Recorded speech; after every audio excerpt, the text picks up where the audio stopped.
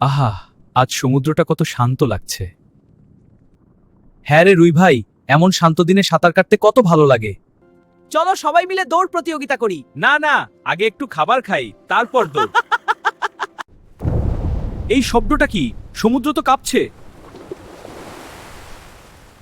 আমি শুনেছি উপরে মানুষের যুদ্ধ হচ্ছে, বোমা পড়ছে সমুদ্রে। বন্ধুরা, যুদ্ধের কারণে আমাদের সমুদ্র আর নিরাপদ নেই। আমাদের ছোট মাছের বাচ্চারাও ভয় পাচ্ছে। আমরা যুদ্ধ করতে পারি না, কিন্তু আমরা শান্তি চাই। আমরা যুদ্ধবাজদের ঘৃণা করি। আমরা শান্তির নতুন সমুদ্র খুঁজতে যাব। এত দূর সাঁতার কাটতে হলে তো ফিট থাকতে হবে। চিন্তা করো না, আমি ধীরে ধীরে সাঁতার কাটবো। দেখো, সামনে পানি অনেক পরিষ্কার। হয়তো এটাই আমার নতুন শান্তির সমুদ্র। এটাই আমাদের নতুন ঘর। এখানে কেউ যুদ্ধ করে না, সবাই শান্তিতে থাকে। যারা নিজের স্বার্থে কেবলমাত্র উড়ে এসে অন্য দেশের উপর খবরদারি বজায় রাখার জন্য যুদ্ধ করে তাদের বয়কট। ঠিক ঠিক। তাহলে আবার দৌড় প্রতিযোগিতা শুরু হবে।